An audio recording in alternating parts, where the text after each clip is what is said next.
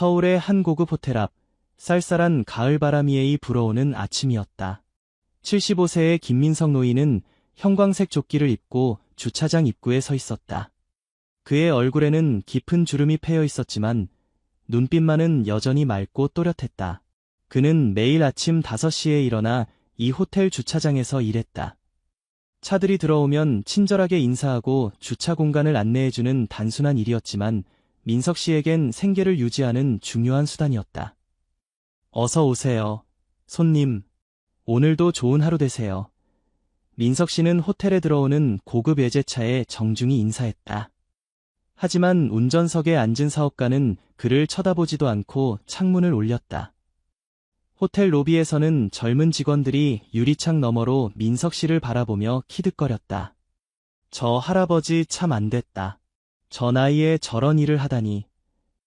리셉션 데스크에서 일하는 정재현이 말했다. 그러게. 근데 왜 저렇게 꼿꼿하게 서 있는 거야? 마치 군인처럼. 동료인 이수진이 비웃으며 말했다. 들었어? 저 할아버지 자기가 무슨 대단한 사람이었다고 말하고 다닌대. 그런데 저렇게 주차 안내나 하고 있으니. 재현이 속삭였다. 다른 직원 박태윤이 끼어들었다. 어제는 자기가 군에서 뭘 했다고 하던데 난 그냥 노인네가 허세 부리는 거라고 생각해. 그들은 민석 씨를 향한 조롱과 무시가 일상이 되어버렸다. 그들의 눈에는 그저 불쌍한 노인네, 과거의 영광을 떠벌리는 허세쟁이로만 보였다. 하지만 민석 씨는 그들의 수군거림을 알면서도 묵묵히 자신의 일에 충실했다. 그에게는 자신만의 자존심과 원칙이 있었다. 비록 주차 안내원이라는 작은 직책이었지만 그는 항상 자신의 일에 최선을 다했다. 민석 씨가 호텔에서 일하게 된 것은 1년 전이었다. 그의 아내가 병으로 세상을 떠난 후 홀로 남겨진 그는 적적한 시간을 견디기 어려웠다. 자녀들은 모두 자신의 가정을 꾸리고 바쁜 삶을 살고 있었고 그는 무언가 할 일이 필요했다.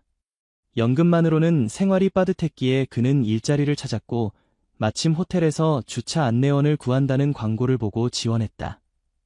사실 민석 씨의 과거는 평범하지 않았다. 그는 젊은 시절 군에서 30년 이상 복무했고 국가를 위해 많은 공헌을 했다. 하지만 그는 자신의 과거에 대해 말하는 것을 좋아하지 않았다. 그저 가끔 동료 주차 안내원들과 이야기할 때 군 시절 얘기가 나와서 몇 마디 했을 뿐이었다. 민석 씨의 하루는 반복적이었다. 아침 일찍 출근해서 저녁까지 주차장에서 손님들을 맞이하고 가끔은 짧은 휴식 시간에 도시락을 먹는 것이 전부였다. 그럼에도 불구하고 그는 항상 정확하고 단정한 모습으로 일했다. 그의 형광색 조끼는 항상 깔끔했고 그의 자세는 언제나 꼿꼿했다. 하지만 호텔 직원들은 민석 씨의 이런 모습을 우스꽝스럽게 여겼다. 그들은 민석 씨가 지나갈 때마다 뒤에서 수군거리고 때로는 노골적으로 비웃기도 했다. 저기 또 장군님이 오신다. 수진이 재현에게 속삭였다. 그들은 민석 씨가 군 경력을 가졌다는 이유로 그를 장군님이라고 부르며 놀렸다. 민석 씨는 이런 조롱을 느끼면서도 표정 하나 바꾸지 않았다. 그는 자신의 일에만 집중했고 젊은이들의 무례함을 대수롭지 않게 여겼다. 사실 그는 그들보다 훨씬 더 큰 고난과 역경을 겪어왔기에 이런 작은 모욕은 그에게 상처가 되지 않았다. 그날은 호텔에서 특별한 행사가 있는 날이었다. 국방부 고위 장성들과 외국 군사 대표단이 참석하는 안보회의가 호텔 컨퍼런스룸에서 열릴 예정이었다. 호텔은 아침부터 분주했고 모든 직원들은 특별 지시를 받았다. 오늘은 VIP들이 많이 오실 거야. 모두 최선을 다해서 손님들을 맞이해. 특히 국방부 사람들은 예민하니까 실수하지 말고. 호텔 매니저가 아침 브리핑에서 말했다. 재현, 수진, 태윤을 비롯한 젊은 직원들은 들떠 있었다. 중요한 인사들을 만날 수 있다는 생각에 설렜다. 특히 재현은 평소 군인들을 동경했기에 더욱 기대에 차 있었다. 민석 씨도 평소와 같이 주차장에서 차량들을 안내하고 있었다. 오전 10시쯤 검은색 고급 승용차 여러 대가 호텔 입구로 들어왔다. 차량에서는 제복을 입은 군 장성들이 내렸다. 민석 씨는 평소와 다름없이 정중하게 인사했다. 어서 오십시오, 장군님들. 그런데 갑자기 한 장군이 민석 씨 앞에서 걸음을 멈췄다. 그는 50대 중반으로 보이는 사람이었고 가슴에는 여러 개의 훈장이 달려 있었다. 그는 민석 씨를 유심히 바라보더니 갑자기 경례를 붙였다. 김민석 대령님, 맞으십니까? 민석 씨는 잠시 당황했지만 이내 조용히 고개를 끄덕였다. 그렇습니다만 제가 누구신지. 강우진 소장입니다. 저는 육군사관학교에서 선배님 강의를 들었습니다. 선배님의 베트남 전쟁 공적에 대한 강의가 아직도 생생합니다. 그 말을 들은 민석 씨의 눈에 잠시 감회가 어렸다. 그는 40년도 더 전의 일을 떠올리는 듯했다. 강우진 소장은 계속해서 말했다. 선배님께서 이곳에서 일하신다는 소식은 듣지 못했습니다. 오늘 이렇게 뵙게 되어 영광입니다. 이 광경을 본 다른 장성들도 하나둘씩 민석 씨에게 다가와 인사를 건넸다. 그들 중 몇몇은 민석 씨의 이름을 알고 있었고 그의 군 경력에 대해 존경을 표했다. 호텔 로비에서 이 장면을 지켜보던 재현, 수진, 태유는 믿을 수 없다는 표정이었다. 그들이 늘 무시하고 조롱했던 노인이 국방부 장성들에게 존경받는 인물이라니.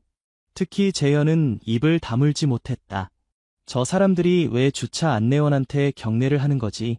수진이 의아해하며 물었다. 모르겠어. 뭔가 착각하는 거 아닐까? 태윤이 대답했지만 그의 목소리에는 확신이 없었다. 그때 호텔 매니저가 다가왔다. 그는 창밖을 보며 말했다. 너희들, 저분이 누군지 알아? 김민석 대령이야. 베트남 전쟁 영웅이시고 특수부대 창설 멤버 중 한 분이셔. 군에서는 전설적인 인물이라고 해. 젊은 직원들은 충격을 받은 듯 서로를 바라보았다. 그들이 늘 비웃던 노인이 사실은 국가를 위해 목숨을 걸고 싸운 영웅이었다니. 매니저는 계속해서 말했다. 나도 최근에 알게 됐어. 김 대령님은 은퇴 후에도 여러 군사 자문 역할을 하셨고 젊은 장교들의 멘토로 활동하셨대. 국방부에서도 그분을 정말 존경한다고 해.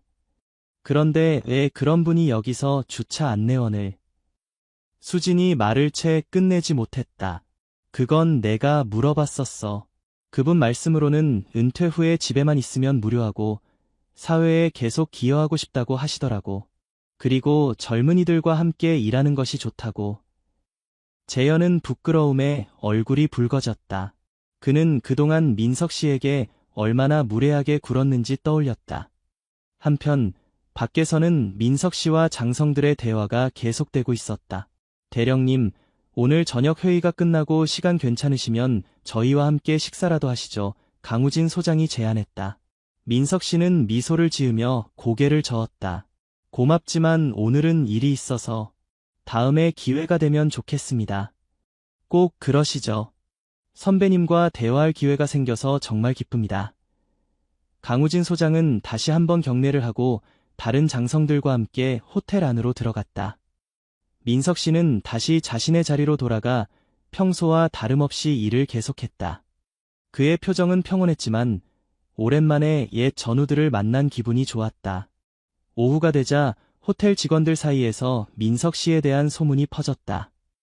모두가 그가 단순한 주차 안내원이 아니라 존경받는 군 영웅이라는 사실에 놀라워했다. 몇몇 직원들은 그동안 자신들이 얼마나 무례하게 굴었는지 부끄러워했다. 재현은 특히 괴로웠다. 그는 민석 씨를 향한 자신의 조롱과 비웃음을 후회했다. 그래서 용기를 내어 민석 씨에게 다가가기로 결심했다. 그날 저녁 민석 씨가 퇴근 준비를 하고 있을 때 재현이 다가왔다.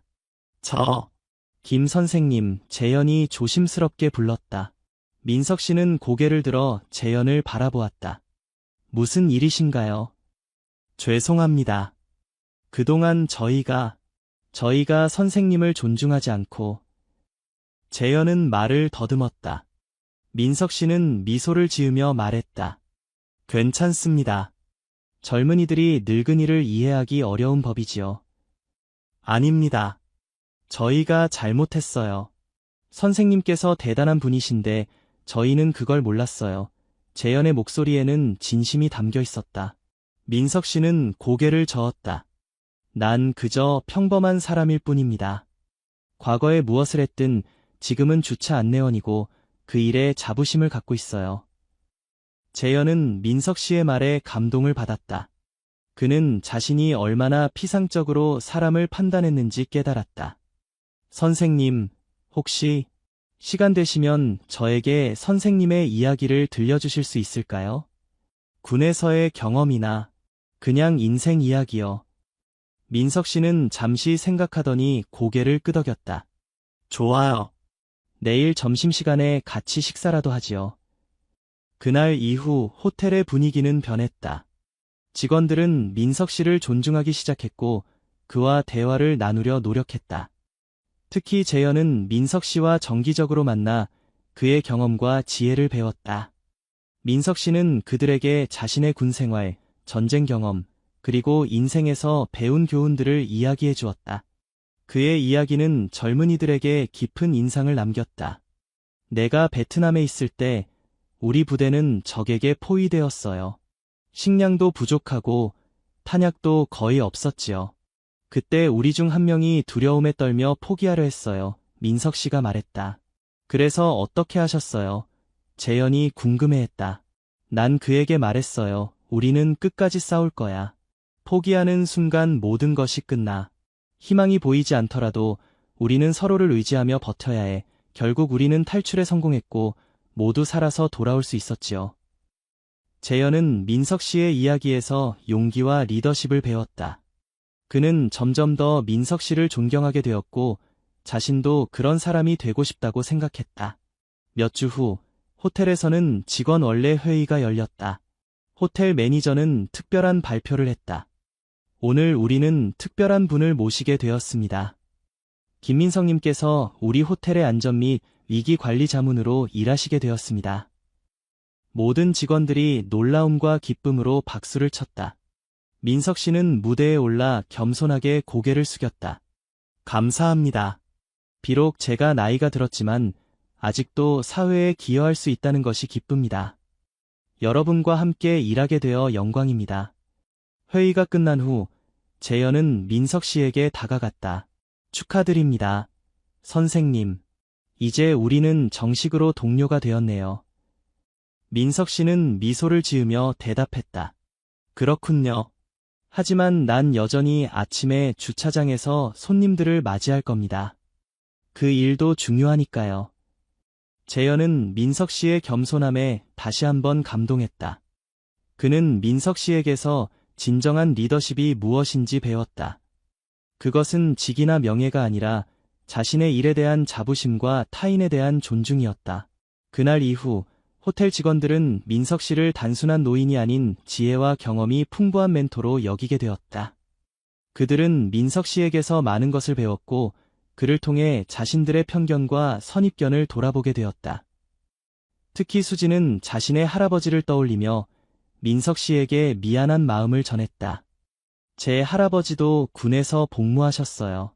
그런데 저는 선생님을 무시했어요. 정말 죄송합니다.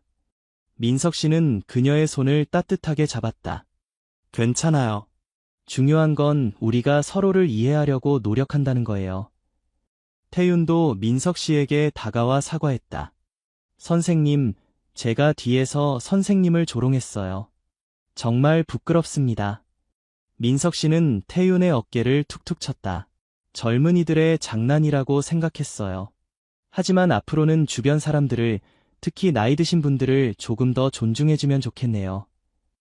민석 씨의 이야기는 호텔 전체에 퍼졌고 많은 손님들도 그의 존재를 알게 되었다. 몇몇 군 관계자들은 일부러 그를 만나기 위해 호텔을 찾아오기도 했다.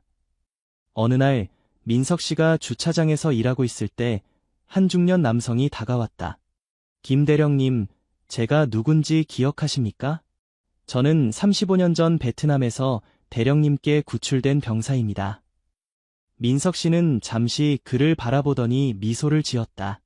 물론 기억하지. 이영수 일병, 맞지? 그 남성은 감격에 겨워 민석 씨를 꼭 안았다. 맞습니다. 대령님 덕분에 제가 살 수 있었습니다. 그동안 찾아뵙고 싶었는데 이렇게 우연히 만나게 되다니. 민석 씨와 영수는 호텔 카페에서 오랜 시간 대화를 나눴다. 그들은 과거의 기억을 공유하고 서로의 근황을 나누었다. 이 장면을 본 호텔 직원들은 민석 씨가 얼마나 많은 사람들의 삶에 영향을 미쳤는지 다시 한번 깨달았다. 그는 단순한 노인이 아니라 많은 이들의 생명을 구하고 국가를 위해 헌신한 영웅이었다. 시간이 흐르면서 민석 씨는 호텔의 중요한 존재가 되었다. 그는 단순한 안전 자문을 넘어 직원들의 정신적 지주가 되었다. 젊은 직원들은 어려운 일이 있을 때마다 그를 찾아 조언을 구했고 그는 항상 그들에게 지혜를 나누어 주었다. 특히 재현은 민석 씨를 진정한 멘토로 여겼다. 그는 민석 씨로부터 리더십, 인내, 그리고 타인에 대한 존중을 배웠다. 이러한 가르침은 그가 호텔에서 승진하는 데 큰 도움이 되었다. 어느 날 호텔에서는 대규모 국제 행사가 열리게 되었다. 세계 각국의 정상들과 고위 인사들이 참석하는 중요한 행사였다. 모든 직원들은 긴장하고 분주했다. 행사 전날 민석 씨는 직원들을 모아 특별한 브리핑을 했다. 내일은 매우 중요한 날입니다. 하지만 긴장하지 마세요. 여러분 모두는 자신의 일에 충분히 능숙합니다. 그냥 평소처럼 최선을 다하면 됩니다. 그의 차분한 목소리와 자신감 있는 태도는 직원들에게 큰 위안이 되었다. 모두가 그의 말에 용기를 얻었다. 행사 당일 모든 것이 순조롭게 진행되고 있었다. 그러나 갑작스러운 폭발음과 함께 화재 경보가 울렸다. 호텔 로비에 있던 사람들은 혼란에 빠졌고 일부는 패닉 상태에 빠지기 시작했다. 바로 그때 민석 씨가 침착하게 상황을 장악했다.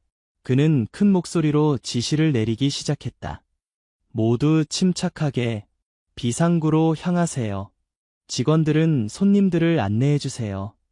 재현, 수진, 태윤, 너희는 각 층을 확인하고 모든 손님이 대피했는지 확인해. 민석 씨의 명령에 직원들은 즉시 움직였다. 그의 군인다운 통솔력과 침착함은 위기 상황에서 빛을 발했다. 덕분에 모든 손님들은 안전하게 대피할 수 있었다. 나중에 알고 보니 화재는 작은 전기 합선으로 인한 것이었고 큰 피해는 없었다. 하지만 이 사건을 통해 호텔 직원들은 민석 씨의 진정한 가치를 다시 한번 깨달았다. 다음 날 호텔 사장이 직접 민석 씨를 찾아왔다. 김 선생님, 어제 보여주신 리더십에 깊이 감사드립니다. 선생님 덕분에 큰 혼란 없이 상황이 마무리되었습니다. 민석 씨는 겸손하게 고개를 저었다. 당연히 해야 할 일을 했을 뿐입니다. 사장은 계속해서 말했다. 저희가 선생님의 진정한 가치를 알아보지 못했던 것 같습니다. 앞으로는 호텔의 위기 관리 책임자로 일해주셨으면 합니다. 민석 씨는 잠시 생각하더니 대답했다. 감사합니다만 저는 현재의 위치에서 계속 일하고 싶습니다. 물론 위기 상황에 대한 조언은 언제든 드릴 수 있습니다. 사장은 민석 씨의 결정을 존중했다. 그는 민석 씨의 겸손함과 진정성에 감동받았다. 몇 개월 후 호텔에서는 민석 씨를 기리는 특별한 행사가 열렸다. 그의 76번째 생일을 맞아 호텔 측은 김민석 라운지라는 이름의 특별 공간을 마련했다. 그곳에는 민석 씨의 군 경력과 공적을 소개하는 작은 전시관이 꾸며졌고 그가 받은 훈장과 메달들이 전시되었다. 그날 행사에는 많은 군 고위 인사들과 과거 민석 씨와 함께 근무했던 전우들이 참석했다. 강우진 소장도 물론 그 자리에 있었다. 오늘 우리는 진정한 영웅을 기념합니다. 강우진 소장이 연설을 시작했다. 김민석 대령은 전장에서 뛰어난 용기와 리더십을 보여주셨고 많은 젊은 장교들의 롤모델이 되어주셨습니다. 그러나 더욱 놀라운 것은 전역 후에도 그분의 정신이 계속되고 있다는 점입니다. 대령님은 여전히 주변 사람들에게 영감을 주고 계십니다. 민석 씨는 모든 축하와 칭찬을 겸손하게 받아들였다. 그는 짧은 소감을 전했다. 제가 이렇게 많은 사랑을 받을 자격이 있는지 모르겠습니다. 저는 그저 제 의무를 다했을 뿐입니다. 군에서도, 이 호텔에서도 말입니다. 인생에서 중요한 것은 자신이 어떤 직책에 있느냐가 아니라 그 자리에서 얼마나 최선을 다하느냐입니다. 저는 주차 안내원으로 일하는 것을 부끄러워하지 않습니다. 오히려 이 일을 통해 많은 사람들과 만나고 그들에게 작은 도움이 될 수 있어 행복했습니다. 행사가 끝난 후 재현은 민석 씨에게 다가갔다. 선생님, 오늘 정말 멋있으셨어요. 선생님을 알게 되어 정말 행운이라고 생각합니다. 민석 씨는 미소를 지으며 재현의 어깨를 두드렸다. 재현 군, 넌 앞으로 큰 사람이 될 거야. 자신감을 가지고 항상 다른 사람들을 존중하며 살아가길 바란다. 수진과 태윤도 민석 씨에게 축하 인사를 전했다. 그들은 이제 더 이상 민석 씨를 비웃거나 무시하지 않았다. 오히려 그를 존경하고 그에게서 배우고자 했다. 시간이 더 흘러 민석 씨는 80세가 되었을 때 건강상의 이유로 호텔에서의 일을 그만두기로 결정했다. 그의 마지막 근무일에 호텔의 모든 직원들이 그를 배웅하기 위해 모였다. 김 선생님, 선생님은 저희에게 단순한 동료가 아니라 인생의 스승이었습니다. 호텔 매니저가 말했다. 선생님께서 보여주신 겸손함, 성실함, 그리고 타인에 대한 존중은 저희 모두에게 큰 가르침이 되었습니다.